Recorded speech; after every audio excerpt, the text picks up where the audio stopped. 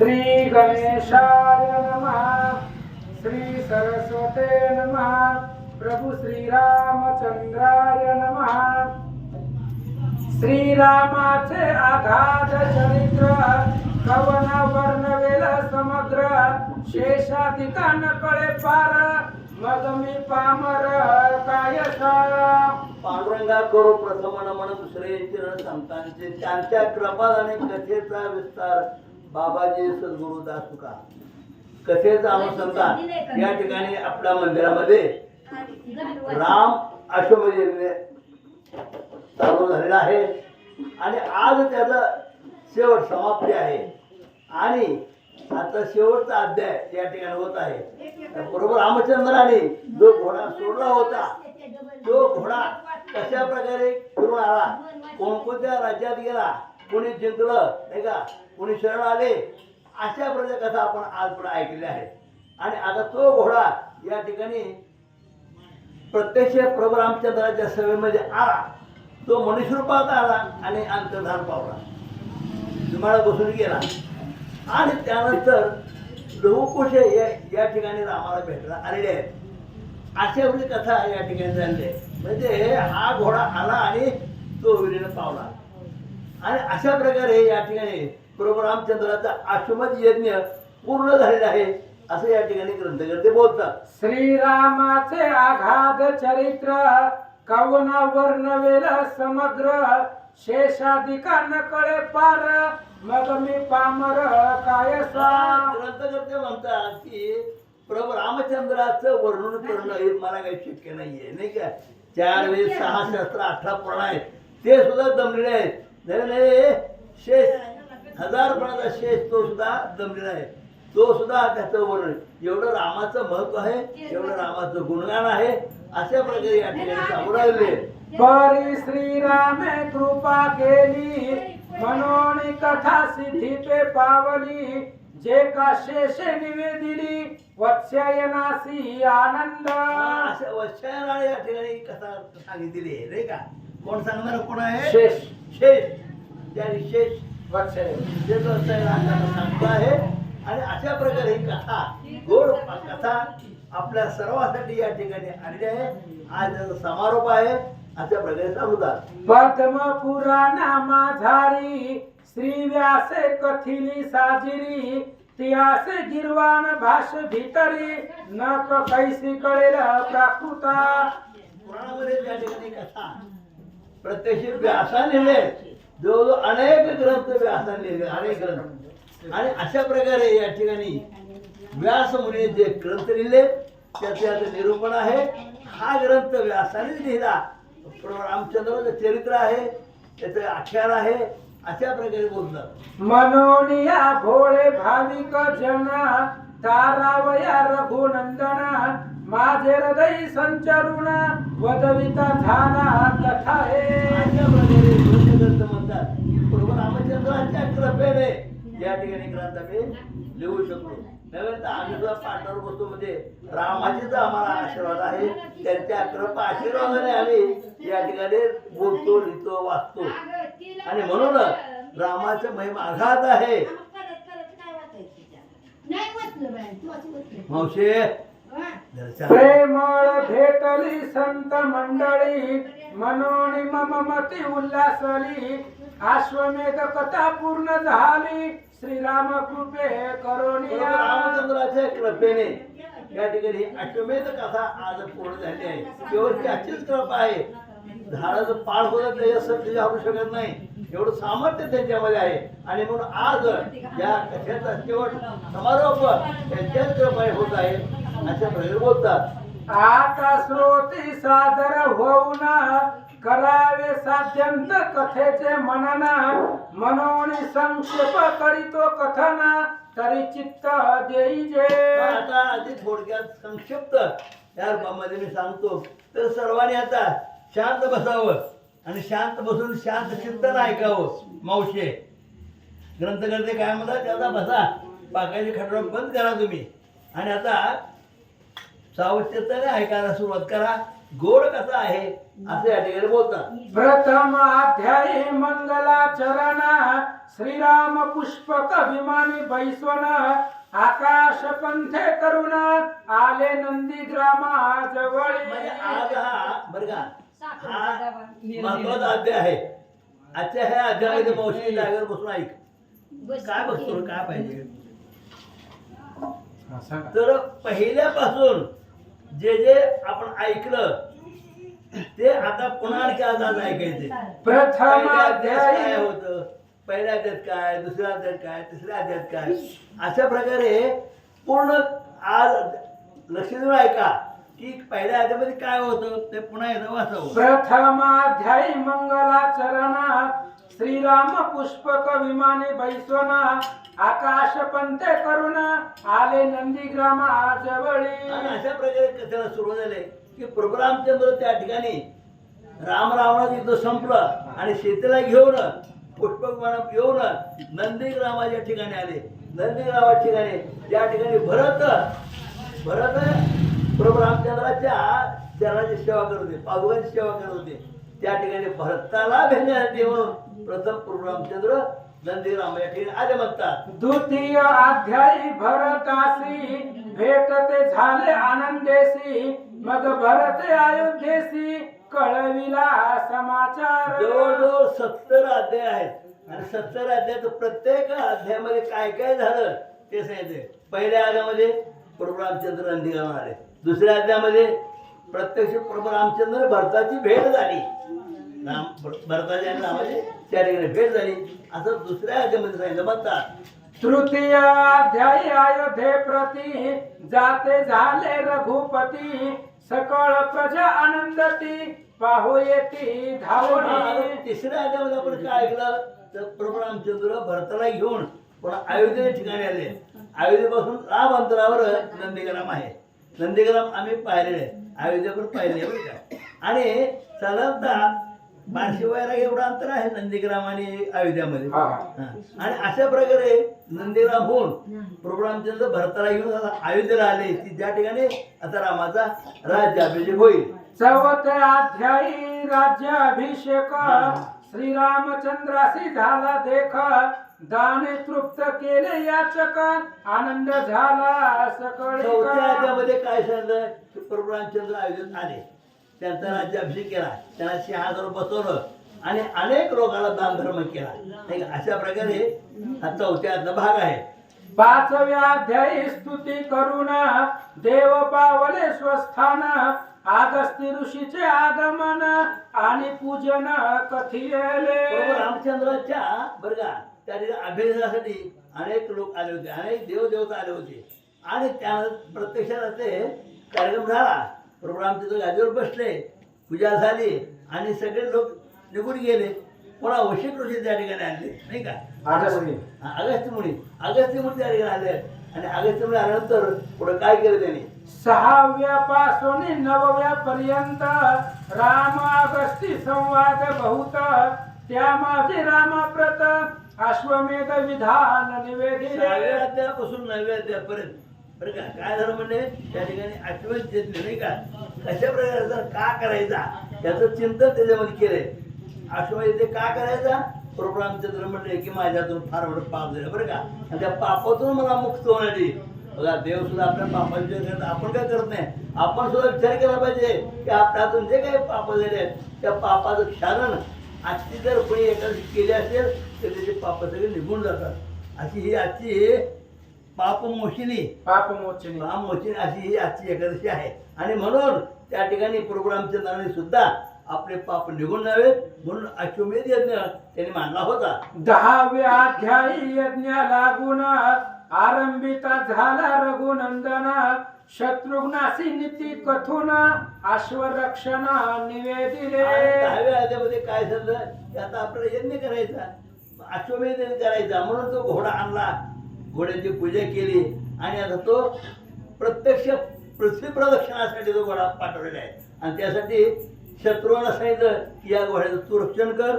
अशा प्रकारे प्रभू रामचंद्र शत्रूला बोलतात. 11व्या अध्यायी सकळ सैन्य सिद्ध करवी शत्रुघ्न पुष्कळा देवीरा लागून आज्ञा पिले रक्षणा. आणि 11व्या अध्यायामध्ये काय सांगितलं म्हणजे घोडा पृथ्वी प्रदक्षिणा सोडला, त्याच्यासाठी शत्रुंग नेमणूक केली आणि त्याला सांगितलं तू चतुरंग सेने बरोबर घ्या.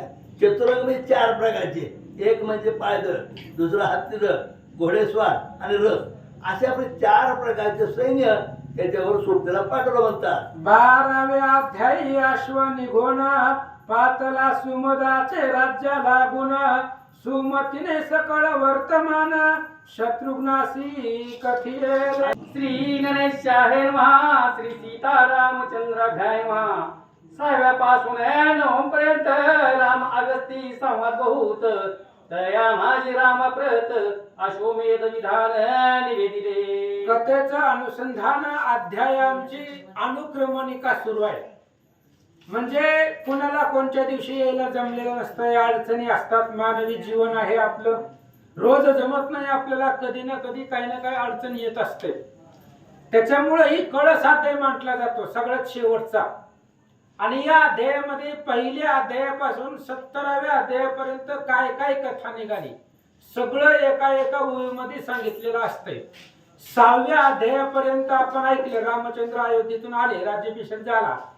6व्या अध्यायापासून 9व्या अध्यायापर्यंत अगस्ती ऋषी आणि रामचंद्राचा संवाद आहे, खूप आहे त्याच्यामध्ये.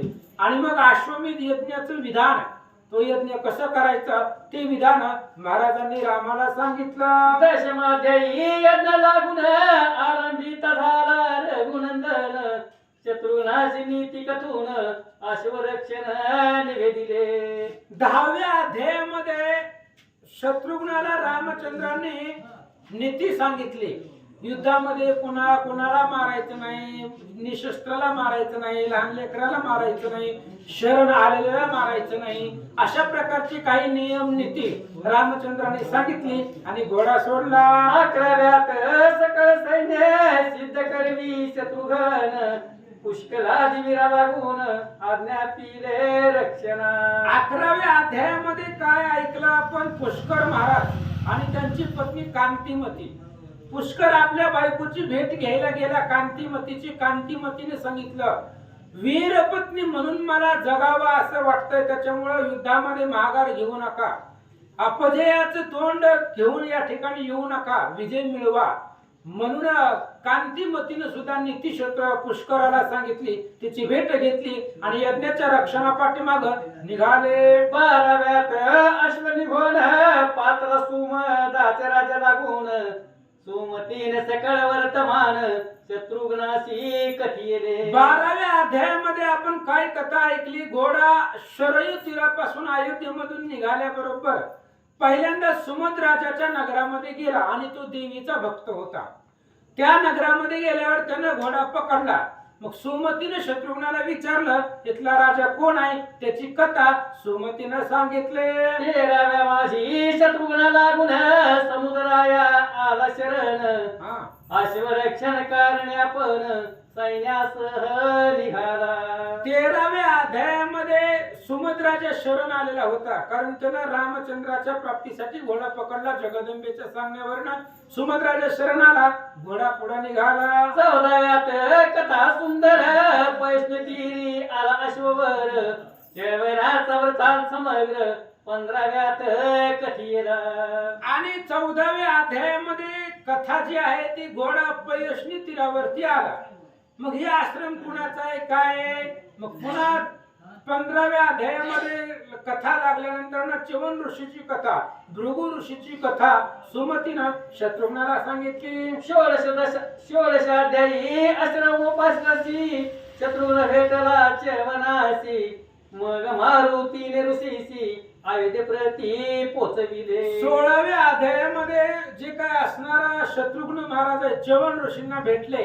त्यांना रामाच्या दर्शनाला जायचं होतं, म्हणून शत्रुघ्नानं हनुमंताला सांगितलं तुम्ही यांना रामाकडे पोचवा आणि माघारी या. 17व्यात विमल भूपती शरण आला शत्रुघ्न प्रती देवोन अपार संपत्ती हय रक्षणा निघाला. 17व्या अध्यायामध्ये विमल राजाची कथा आहे. आणि तो विमल राजा रामचंद्राचा घोडा आहे म्हटल्याबरोबर शत्रुघ्नाला सर्व संपत्ती सहित शरण आला. 18 पासून 22 पर्यंत रत्नगिरीवाचे आख्यान समजत नीलगिरी महिमा वर्णित सुमती प्रधान विस्तारे. 18व्या अध्यायापासून 22 अध्यायापर्यंत आपण काय ऐकलं? निलगिरी पर्वताचं महात्म्य. ती पर्वत किती पुण्यवान आहे. पुन्हा रत्नागिरी राजा आहे, त्याने किती किती तीर्थयात्रा केल्या, काय काय केलं. मग जाताना एक असणारा व्यक्ती यम त्याला घेऊन जात होते, पापी होता म्हणून मारित होते. शालिग्रामाचा स्पर्श झाला, त्याचा उद्धार झाला.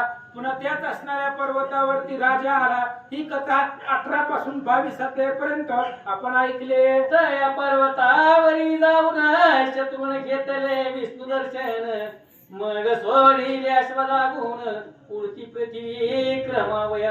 आणि पुन्हा 22व्या अध्यायामध्येच त्या निलगिरी पर्वताचं दर्शन शत्रुघ्नाने घेतलं. त्या पर्वतावरती जाऊन तिथं मूर्तिमंत भगवान श्री विष्णू शालिग्रामाच्या रूपामध्ये होते आणि तिथं विष्णूचं दर्शन घेऊन शत्रुघ्न पुढे निघाले. 23व्या पासून शोभर पावला सुबाहूचे नगर दमन नामे राजपुत्र धरिता झाला तया ते. 23व्या अध्यायापासून पुढे कथा निघाली. दमन राजा, सुबाहू राजा.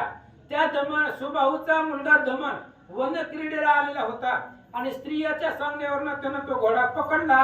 हे कथा 23व्यात झाले. मग तयासी युद्ध होऊन वीर असंख्य पावले मरण दमन पडता भूमी लागून सुबाहू आला युद्धासी. आणि पुन्हा मग 23व्या अध्यायापासून पुढे दमनानं घोडा पकडला. शत्रुघ्नाच्या बरोबर युद्ध केलं. पुष्कराने त्याला मूर्छित पाडलं. पुत्राचा सूड घेण्यासाठी स्वतः असणारा सुबाहू राजा युद्धाला आला. तुझे राजपुत्र रणधीर तेही करते झाले समर शेवटी सुबाहू शत्रुनावर धावून आला युद्धासी. मग पुढे काय झालं? त्या दमन राजाचे दुसरे असणारे मुलं होती. सुकेतू होता, चित्रकेतू होता, अशी त्यांची नाव आहेत. दमन आहे. 3-4 मुलं होती. त्यांनी युद्ध केलं. सुबाहू राजानं शत्रुघ्ना बरोबर घनघोर युद्ध केलं. अशी कथा पुढे निघाली. तयासी हाणो म्हणते बारी तलात ज्ञान झाले तया प्रत मग सकळ पुत्र सहित शरण आला शत्रुघ्ना. आणि त्या पुन्हा सुबाहू राजाला हनुमंतानं लात घातली. हनुमंताच्या पायाचा स्पर्श झाल्याबरोबर सुबाहूचं अज्ञान गेलं आणि मग ज्ञान प्राप्त झाल्याबरोबर रामचंद्राला ओळखलं आणि पुन्हा शरण आला. इतके कथानक पूर्ण झाले 29व्या पर्यंत झालं पुढे तेजपुरा लागून 30व्यात अश्व गेला. आणि 23 अध्यायापासून 29 अध्यायापर्यंत सुबाहू राजाचं कथन निघालं. आणि पुन्हा 30व्या अध्याय 29व्या अध्यायामध्ये घोडा पुढे निघाला तेजपुराला. आणि त्या तेजपुरामध्ये सत्यवान राजा होता. तेथील राजा सत्यवान ऋतुंबराचा पुत्र सुगुण गोपूजनाचे योग्य करून जो प्राप्त झाला तया ते. तिथला असणारा राजा सत्यवान आहे. श्री गणेशाय नमः. ओम नमो शिवाय नमः. श्री प्रभु रामचंद्राय नमः. तेथील राजा सत्यवान ऋतुभराचा पुत्र सगुण गोपूजनाच्या योग्य करून जो प्राप्त झाला तया ते. आणि 30व्या अध्यायामध्ये आपण कथा ऐकली. तेजपुराला घोडा गेला. तिथला राजा सत्यवान ऋतुंबर राजाचा मुलगा आहे. त्यानं गाय पूजेचं महात्म्य ऐकलं होतं. जनकाची कथा आपण ऐकली. गायीला चरत असताना गायीला हाकललं म्हणून जनक राजा नरकाच्या मार्गे स्वर्गाला गेला आणि त्या नरकामधल्या लोकांचा सुख वाटलं जनक राजा जाताना म्हणून जनक राजाने त्यांनाही घेऊन त्यांचाही उद्धार केला. ही कथा आपण 30व्यात ऐकली. तयाची सकळ कथा पवित्र 31व्यात सविस्तर 32व्यात राजेश्वर चरण गेला शत्रुघ्नासी. 31व्यामध्ये सत्यवान राजाची कथा आपण ऐकली. 32व्यामध्ये सत्यवान राजा परिवारासहित शत्रुघ्नाला शरण आला. पुढे 33-34 माझी आन विद्युन मारी नावे करून राक्षस धरले अश्वा लागून तयाची मारिले शत्रुघ्ने. 33 आणि 34 अध्यायामध्ये रावणाचा दोस्त रावणाचा मित्र विद्युत माली आणि त्या विद्युन्माली राक्षसानं विमानामध्ये आला अश्व घेऊन गेला, पुष्कराने युद्ध केलं, शत्रुघ्नाने युद्ध केलं, विद्युन्मालीला मारलं. ही कथा 33-34व्यात झाले. पुढे 37 पर्यंत अश्व जातारण्यकाश्रमात ऋषी दर्शन घेऊन समर्थ वीर वैसले त्या ठाई. पुन्हा 33 अध्यायापासून 37 अध्यायापर्यंत कथा अशी झाली. आरण्यात ऋषीचा आश्रम आहे. त्या आरण्यात ऋषीच्या आश्रमामध्ये अश्व गेला, त्या पाठीमागे सगळं सैन्य गेलं आणि महाराजांचं दर्शन घेतलं. मग आरण्यके रामचरित्र तयासी निवेदिले साचार त्या ऐकून सकळ वीरानंदा ते पावले की. मग आरण्यात ऋषीनं सगळ्या सैन्याला रामचंद्राचं चरित्र म्हणजे रामायण सांगितलं. आपण ऐकलेलं आहे. रामायणाची समूळ कथा सांगितली होती. ते ऐकून सर्वांना आनंद वाटला. आरण्यक गेल्या अयोध्येसी वैसले अस तस बेसी ज्योती रूपे श्रीरामाची ऐक्य रूप झाले ते. पुढे आरण्यात ऋषी अयोध्येला गेले, रामचंद्राचं दर्शन घेतलं आणि रामचंद्राच्या समोरच त्यांचं मस्तक फुटलं डोकं आणि त्याच्यामधून एक ज्योत निर्माण झाली आणि ती ज्योत रामचंद्राच्या पायामध्ये विलीन झाली.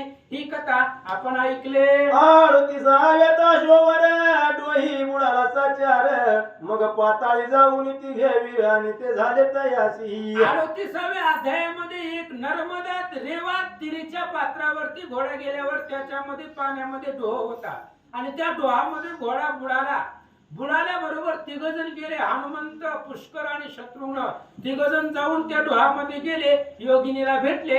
ही कथा आपण ऐकली. पुढे 39 पासून 46 पर्यंत जाण वीरमणीचे आख्यान सविस्तर कथिले असे. पुन्हा 39 अध्यायापासून 46 अध्यायापर्यंत वीरमणी राजा महादेवाचा भक्त आहे आणि त्या वीरमणी राजानं युद्ध केलं. महादेव त्याच्या सोबतीला आले पाठीराखा म्हणून.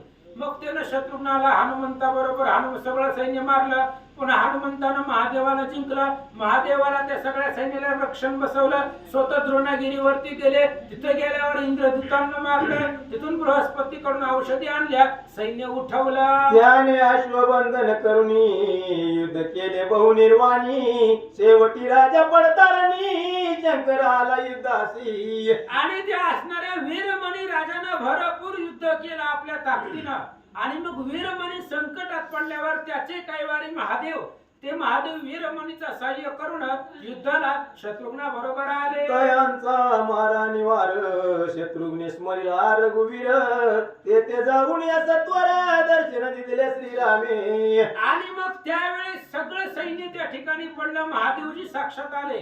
महादेवानं घनघोर युद्ध केलं. त्यावेळेस शत्रुघ्न रणांगणामध्ये पडला. हनुमंताने सांगितलं रामाचं भजन करून रामाला बोलव. मग रामचंद्र तिथं आले. आल्याबरोबर हनुमान आणि महादेव रामाला भेटले. मग वीरमणी आला शरण सकळ सैन्य संगे घेऊन करावया स्वरक्षण चालला शत्रुघ्न समागमे. मग पुढे वीरमणी शरण आला. रामचंद्राचं दर्शन झाल्याबरोबर सगळ्यांना आनंद वाटला आणि घोड्याच्या संरक्षणासाठी वीरमणी राजा त्याच्या सोबत निघाला. 47-48 स्तंभन झाले अश्वाप्रत तेव्हा शौनकाश्रमी शत्रुघ्न जात सकळ व्रतांत पुसावया. 47व्या आणि 48व्या अध्यायामध्ये घोड्याला स्तंभन झालं. घोडा चिटकून बसला. पुष्करानं उचलण्याचा प्रयत्न केला, हनुमंतानं उचलण्याचा प्रयत्न केला, घोडा हलला नाही. मग स्तंभन का झालं म्हणून शौनक ऋषीला विचारायला शत्रुघ्न महाराज गेले. त्याने कारण निवेदिले कर्म विपाका ते कथिले अश्वस्तंभन सुटले राक्षस उतार पावला. आणि मग त्या शौनक ऋषीने शत्रुघ्नाला सांगितलं कर्म विपाक, मानवाचं कर्म आपण ऐकलेला आहे तो अध्याय. मग तिथं एक राक्षस होता. गुप्त रूपाने त्या राक्षसानं घोडा धरून ठेवलेला होता. तिथं रामायणाची कथा गा म्हणून सांगितलं होतं. स्तंभन झालेल्या जागेवरती तिथं रामायण कथा गायली. त्या राक्षसाचा उद्धार झाला, स्तंभन सुटलं. पुढे 49 पासून 53 अध्यायापर्यंत जाण सुरते युद्ध करून दारुण बंधन केले सकळासी. पुढे 49 अध्यायापासून 53 अध्यायापर्यंत पुन्हा असणारा राजा आहे कोणता? सुरत राजा. आणि त्या सुरत राजानं भरपूर युद्ध केलं, सगळ्यांना पाडलं. मग राम येता त्या स्थानी मुक्त झाले बंधापासून सुरत कृत्य होऊन अश्वरक्षणा पै गेला. पुन्हा सुरत राजा आला आणि तो असणारा सुरत राजा त्या ठिकाणी असणारा रामचंद्र तिथं आल्याबरोबर सगळ्या सैन्याला आनंद वाटला आणि सुरत राजा घोड्याबरोबर पुढे निघाला. 54 लवे अश्वधरीला कर्दळी येऊन बांधिला आणि बाहू तोडीता झाला रक्षकांचे वानासी. 54व्या अध्यायामध्ये अशी कथा निघाली. लवकुश आणि वाल्मिक आश्रमामध्ये घोडा आल्याबरोबर लवानं तो घोडा पकडला आणि घोडा सोडायला गेलेले जे काही रक्षक होते ते रक्षकांचे हात तोडले. ही कथा आपण 54व्या अध्यायात ऐकले. 55 आणि 56 रजके निंदिले म्हणून सीतेशी सोडावी वना लागून ऐसे रामाने योजिले. 55वा आणि 56वा अध्याय आपण का ऐकलं? कारण वत्सायन ऋषीने शेष महाराजांना विचारलं, तुम्ही म्हणता की ही सीतेची मुलं आहे, मग सीतेला मुलं झाली कधी? त्यावेळेस सीतेच्या पूर्व पाठीमागची कथा सगळी वनवासात सोडल्यापासून रजकानं निंदा केल्यापासून ही सगळी कथा शेष महाराजांनी वत्सायन ब्राह्मणाला सांगितली. 57व्यात हेच कथिले किरजके सीतेशी निंदिले ते पूर्व कथन वहिले शेष निवेदिले वाचायना. मग 57व्या अध्यायामध्ये हीच सांगितली कथा. रजकाने सीतेची निंदा केली. वत्सायन ब्राह्मणाने विचारलं, महाराज अख्ख्या अयोध्येमध्ये असंख्य लोक आहेत, मग त्या एका रजकाने सीतेची का निंदा केली? तर त्याची पाठीमागची कथा शेष महाराजांनी सांगितली. सीता लहान असताना 2 पोपट पक्षीने आले होते. त्यांनी रामायण सांगितलं म्हणून पक्षाला अडवून धरलं. गर्भिणी असताना ती पिल्ल असताना सुद्धा सोडून दिलं नाही, म्हणून त्या पक्षानं शाप दिला. आमच्या दोघांची ताटातूट ती केली, तुझी ताटातूट पुढे मी करेन, म्हणून तो रजकाचा त्यानं जन्म धारण केला. ही कथा पाठीमागची शेष महाराजांनी सांगितले. 58 सीतेशी रामे सोडिले अरण्यासी मग वाल्मिक आश्रमितेशी 59व्यात पुत्र झाले. 58व्या अध्यायामध्ये मग रामचंद्रांनी सीतेला सोडून दिला. लक्ष्मणाला सांगितलं जा वनामध्ये सोडून दे. पुन्हा वाल्मिक आश्रमामध्ये वाल्मिक ऋषींनी त्या सीतेला आणलं. 59व्या अध्यायामध्ये लवकुशाचा जन्म झाला. 60व्या पासून 64 पर्यंत लवकुशाशी युद्ध होत. 65व्यात अयोध्येप्रत अश्व घेऊन पातले. 64 अध्यायापासून 66 अध्यायापर्यंत लवकुशाचं चरित्र सांगितलं. पुन्हा तिथून पुढे असणारा यज्ञ त्या ठिकाणी घोडा घेतला आणि माघारी अयोध्येत आले. 66व्या माधारी सीतेशी आनावया धाडिले सत्वरी लवकुश आले अयोध्ये नगरी पुनरुपी लक्ष्मणा धाडिले. 66व्या अध्यायामध्ये आपण काय ऐकलं की सीतेला आणण्यासाठी लक्ष्मणाला पाठवलं. लक्ष्मणाला पाठवल्यानंतर ना मग पुन्हा सीता आल्या नाहीत, लवकुश आले फक्त. मग पुन्हा सीतेला आणण्यासाठी दुसऱ्यांदा लक्ष्मणाला वाल्मिक आश्रमात पाठवलं. 67व्यात सीता सुंदरी लक्ष्मणी आणली यावरी यज्ञ संपूर्ण दोघांकरी करविला वशिष्ठ सकळीक.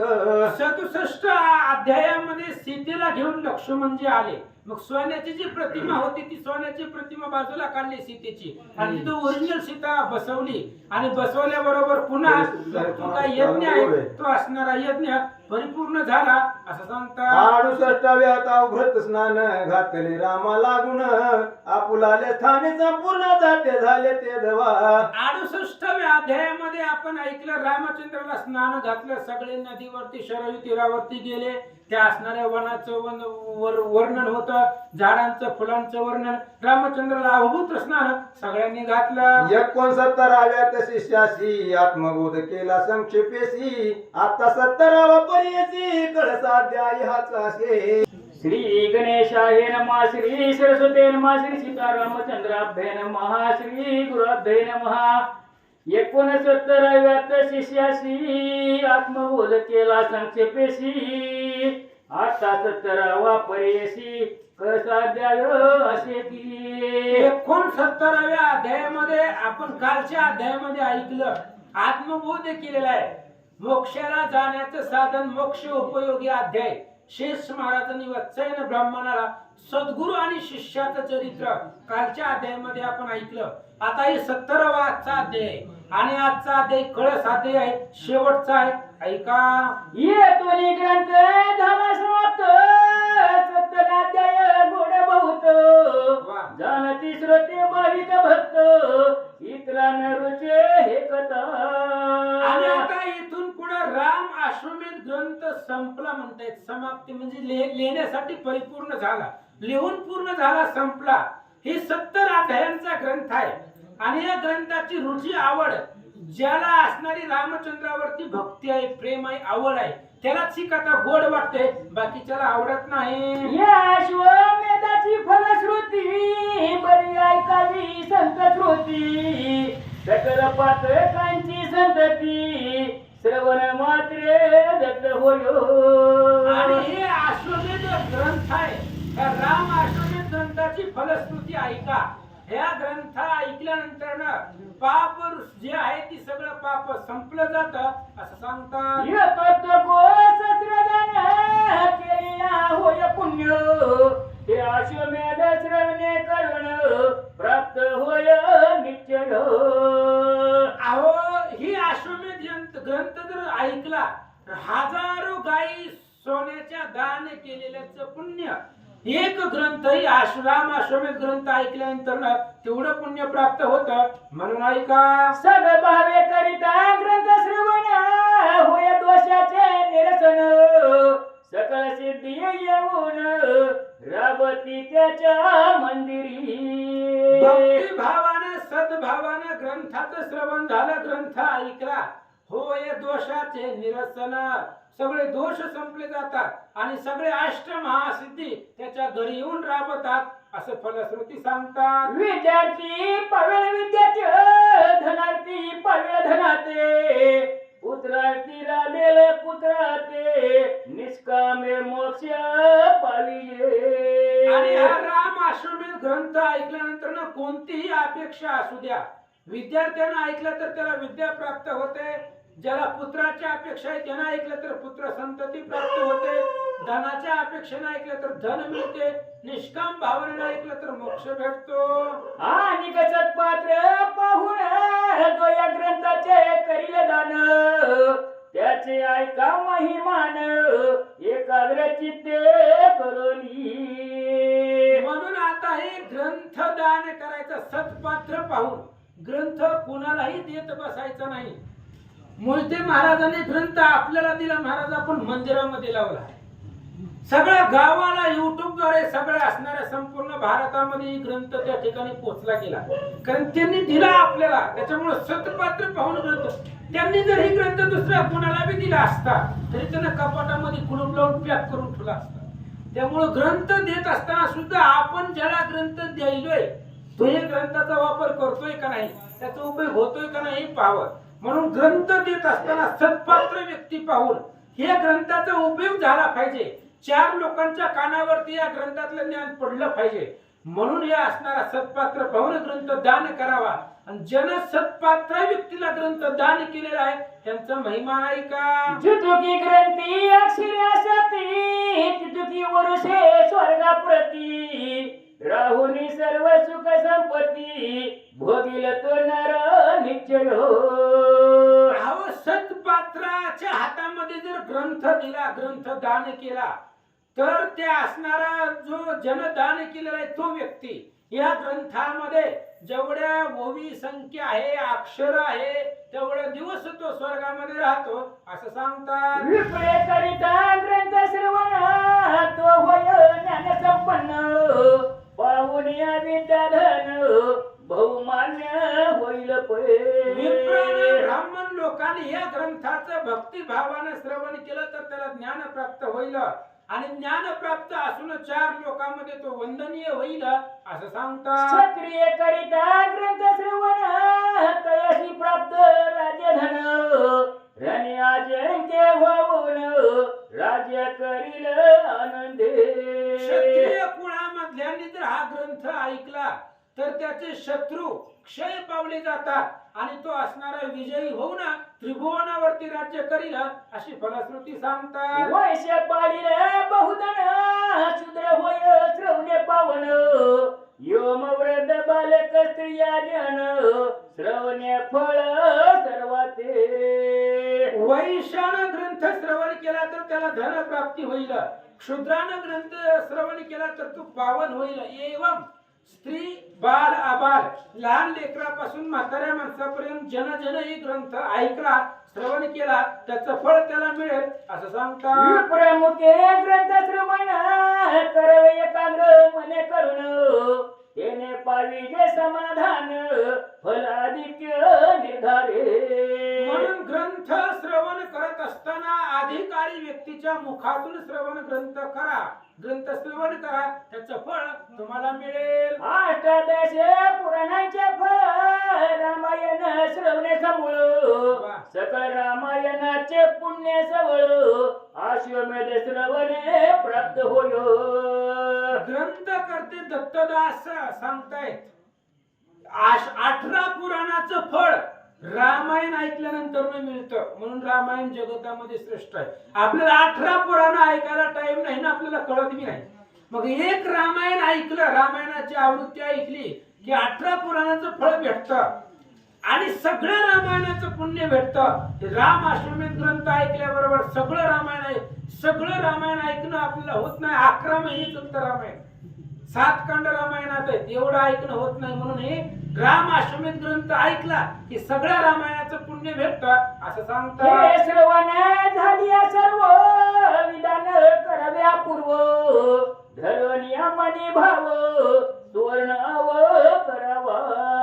आणि अशा प्रकारचं विधान ग्रंथ श्रवण झाल्यानंतर वाचल्यानंतर विधान करावा, विप्र मंडळी मिळवावे आणि त्यांचं पूजन करावा. तो दशपाल सुवर्णाचा उत्तम अश्व करवासाचा गर्वन धरावा श्रवणाचा मग तो पूजावा वस्त्रादिती.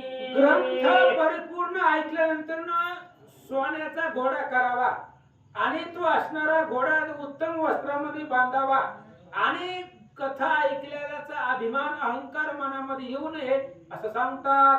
पौराणिकाचे करावे वस्त्र भरणे करून गंधाचे दशमने वाहून संत सेवावे दयाते. आणि पौराणिक म्हणजे कथा सांगणारा आहे, ते असणाऱ्या कथा सांगणाऱ्याचं त्या ठिकाणी पूजन करावं, त्याचं असणारं त्या ठिकाणी पूजन करून ऐका.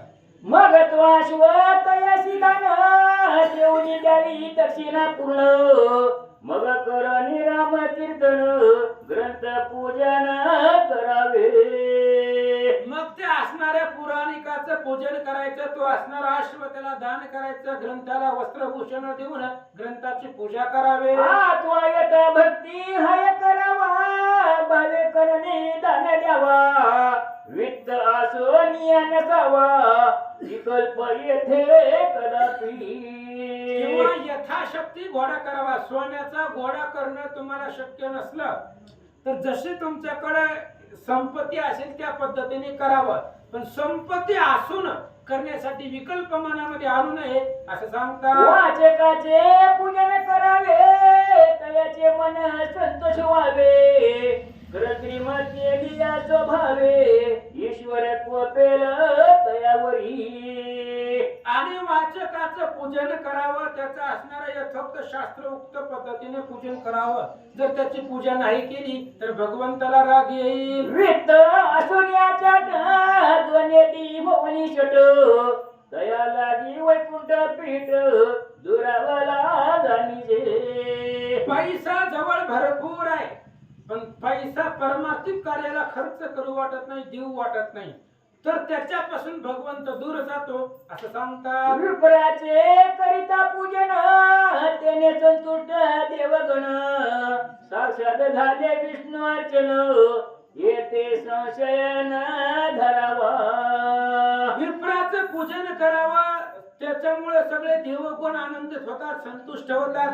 साक्षात विष्णूची पूजा करावी, कुठल्याही प्रकारचा संशय धरू नये. आईशे ऋषी वाक्य प्रमाण न म्हणावे अप्रमाण विसर्गे न करिता याचे सेवन सुफळक दान होय. म्हणून आता अशा प्रकारचं ऋषी वाक्य आहे, म्हणून अप्रमाण म्हणू नये, ते प्रमाण करावं, ते मान्य करावं आणि जसं सांगितलं तसं ग्रंथाचं विधी विधानाने पूजा करावे. यथाशक्ती देऊन करवई प्रसंतर्पण तेने तुष्ट भगवान कृपा करील तुम्हावरी. नारळ द्या आणि अशा पद्धतीने यथाशक्तीने त्या ठिकाणी पूजन करावं.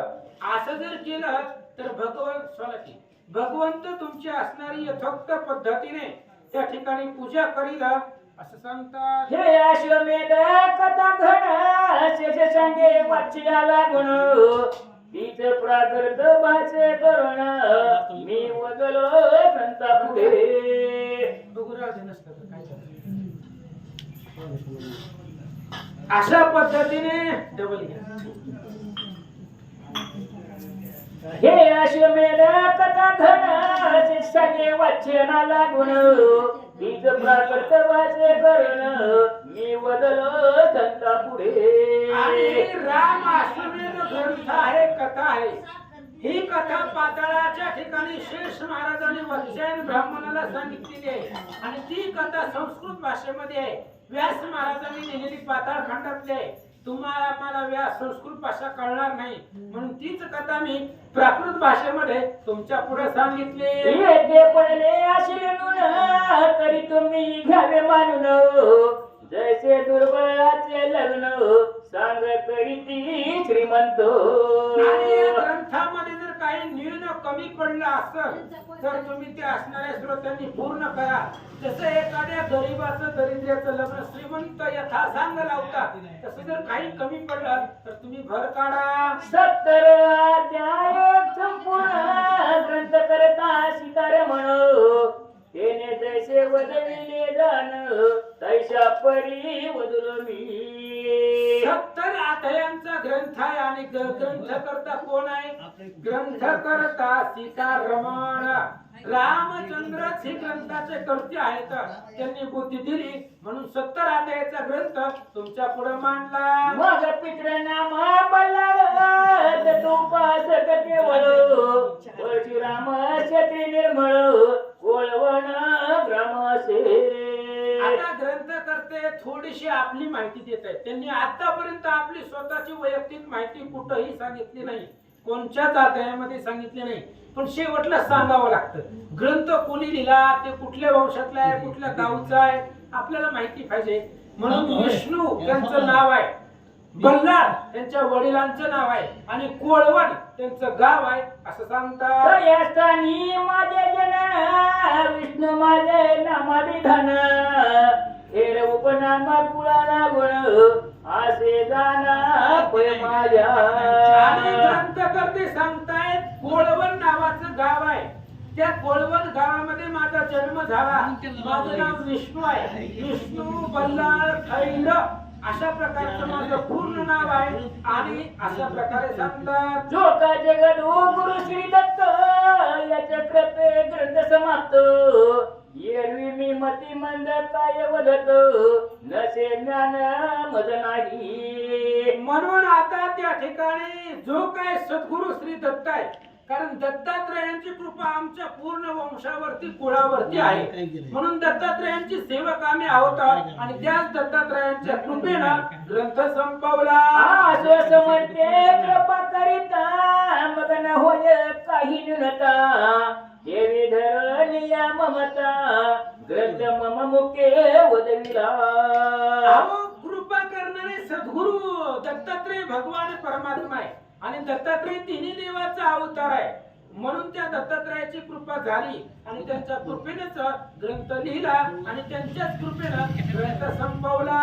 शके 1799 आषाढ कृष्ण अष्टमी तिथ गुरुवारी ग्रंथ समाप्त झाला असे दत्त कृपे.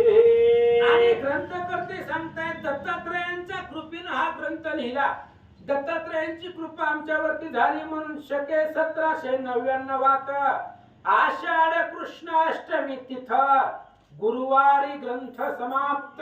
गुरुवार ही दत्तात्रयांचा वार आहे आणि त्याच गुरुवारी ग्रंथाची समाप्ती केली. म्हणून दत्तदास नामाविधान प्रति अध्यायी लिहिलेला माझे लढवाळपण संपूर्ण मानवले सद्गुरुशी.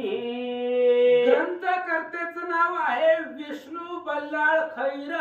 पण त्या ग्रंथकर्त्यांनी अध्यायाच्या अंतीला आपलं नाव वापरलं नाही, फक्त दत्तदास. आम्ही दत्तात्रयांचे सेवक आहे. दत्तात्रयांची कृपा आहे म्हणून प्रत्येक अध्यायाच्या अंतीला त्यांनी दत्तदास शब्द वापरला असं सांगतात. ग्रंथ भावे करिता श्रवण तेने सर्वांशी कल्याण संतती संपत्ती विद्याधन प्राप्त सौख्य निरंतर ग्रंथ भावे करून जो श्रवण करील त्याला सर्वांचं कल्याण होणार आहे. संतती संपत्ती विद्याधन त्याला सगळं प्राप्त होईल.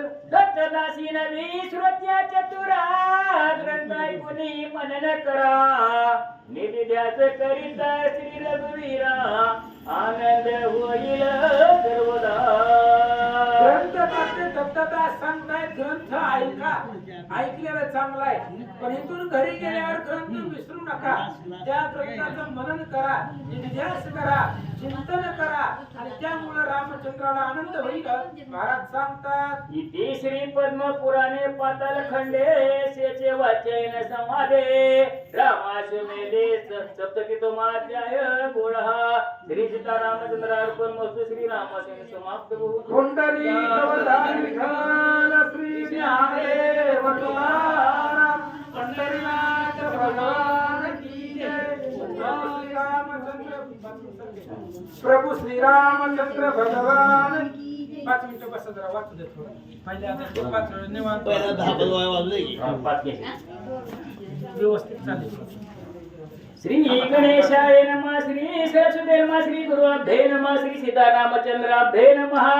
ओम नमोजी पूर्ण ब्रह्माजादितात्मा रामा नीलकंठ मनीष रामा पूर्णानंद सुखाब्दे जय जयाजी माया चळका सर्वातीता विरंची जनका सकळ चित्त परिशिका निर्गुणा रूप आनंदमया कमलोद्भव विष्णू शंकर अंबिका गजानन भास्कर ही तुझीच नामे साचार परितू निर्विकार सर्वदा.